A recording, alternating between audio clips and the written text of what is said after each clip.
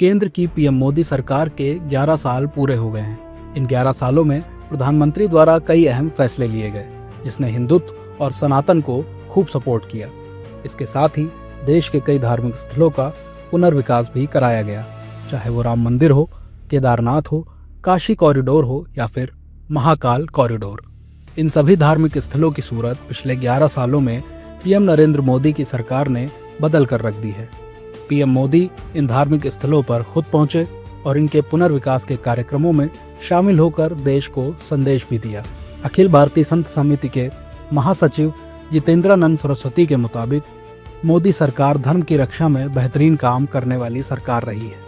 Shyam steel flexi strong TMT बार, ये strong के साथ फ्लेक्सिबल भी है। आपदा मुसीबत कोई भी आए, ये घर को अटूट बनाए। जब टीएमटी फ्लेक्सी स्ट्रॉन्ग, तो घर रहे हमेशा के लिए स्ट्रॉन्ग। नरेंद्र मोदी के कार्यकाल की, अन्यथा कोरोना के काल में पूरी दुनिया टूट गई, सरकारें बदल गई, लेकिन हिंदुस्तान में श्री राम जन्मभूमि के मंदिर निर्माण से लेकर के इस देश के अंदर 84-85 करोड़ लोगों को मुफ्त अनाज देकर के धर्मांतरण के कुचक्र से अगर बचाया है, राष्ट्रीय एकता और अखंडता की रक्षा हुई है, तो वो श्रद्धेय नरेंद्र मोदी जी का यह 11 वर्ष स्वर्णिम कालखंड है। वहीं पीएम मोदी के 11 वर्षों के कार्यकाल को संत समाज स्वर्णिम काल बता रहा है।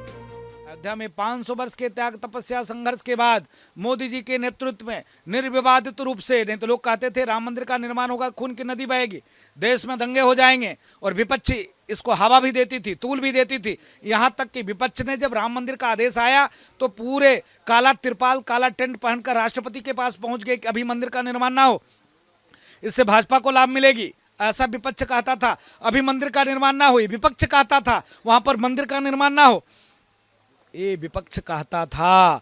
आज निर्विवादित रूप से भव्य राम मंदिर का निर्माण, यही नहीं, काशी विश्वनाथ का कॉरिडोर इतना सुंदर, इतना भव्य बना जिसका जवाब नहीं। मथुरा में भी काम चल रहा है। 4 धाम, जिस प्रकार से निर्माण कार्य तेजी हुई है, वैष्णो देवी में जिस प्रकार से निर्माण कार्य तेजी हुई है, जिस प्रकार से उज्जैन में बाबा का कॉरिडोर, शिवलोक का भव्य निर्माण हुआ है, ये मामूली बात नहीं है। ये कोई बिरला ही व्यक्ति कर सकता है, कोई महापुरुष ही कर सकता है।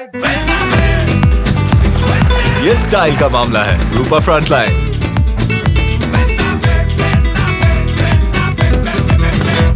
बहुत ही सुखद रहा और देश के लिए बहुत ही गौरवशाली पल रहा। जिस तरीके से हमने दिव्य भव्य राम मंदिर को बनते हुए देखा, प्रधानमंत्री नरेंद्र मोदी जी के ही कुशल नेतृत्व का ये एक अपने आप में परिचय था कि 370 जैसे और 35A जैसे एक देश के लिए कैंसर जैसी समस्याएं थी, उसका भी उन्होंने अपने सूझबूझ के साथ समाधान किया। आज आप देखिए कि देश के एक कोने से दूसरे कोने जाना, जिस प्रकार सड़कों की व्यवस्था उन्होंने की है, और साथ ही साथ इस बार जो ऑपरेशन सिंदूर चला, आप जानते हैं कि हमारा पड़ोसी देश जो है वो आए दिन हमारे ऊपर हमले करता था, कायराना हरकतें करता था, लेकिन पहली बार ये हमारे सशक्त नेतृत्व का ही प्रतीक था और प्रधानमंत्री नरेंद्र मोदी जी का यह आत्मविश्वास था, उनका कुशल नेतृत्व था कि पहली बार ऑपरेशन सिंदूर जैसा एक घटनाक्रम चला, और जो पड़ोसी देश है जो कायराना हरकत कर रहा था, उसको मुझे लगता है कि ऐसा जवाब दिया गया कि दशकों तक अभी वो उबर नहीं पाएगा। तो उनका यह कार्यकाल बहुत यशस्वी है, और हम आज अयोध्या की धरती से भगवान श्री रामलला से प्रार्थना करते हैं और श्री हनुमान जी महाराज से प्रार्थना करते हैं, उनके आत्मबल को खूब बढ़ाए, उनको उनका सामर्थ्य, उनका स्वास्थ्य इसी प्रकार बना रहे और वह देश के लिए दिन रात कार्य करते हैं। प्रधानमंत्री नरेंद्र मोदी ने सरकार बनाने के बाद न सिर्फ सनातन धर्म के लिए कार्य किए, बल्कि ट्रिपल तलाक, धारा 370 को हटाकर देश को बताया कि उनका ध्यान देश के हर वर्ग पर है।